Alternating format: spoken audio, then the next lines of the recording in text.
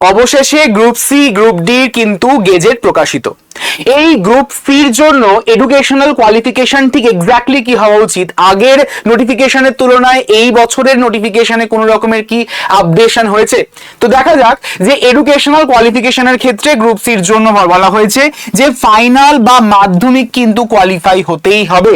তার কারণ এই মাধ্যমিকের উপর ভিত্তি করে কিন্তু আমাদের একাডেমিক যে স্কোর বা একাডেমিক যে নাম্বার, সেই নাম্বার কিন্তু প্রোভাইড করা হবে এইবারে।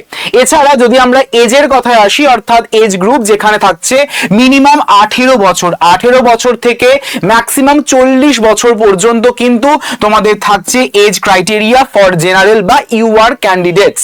কিন্তু এক্ষেত্রেও এই একই ব্যাপার, সরকারি নির্দেশনা অনুযায়ী এসসি এসটি ওবিসি যেমন যাদের এজ রিল্যাক্সেশন থাকে বা বয়সের ছাড় থাকে সেগুলো তোমরা ডেফিনেটলি পাচ্ছ।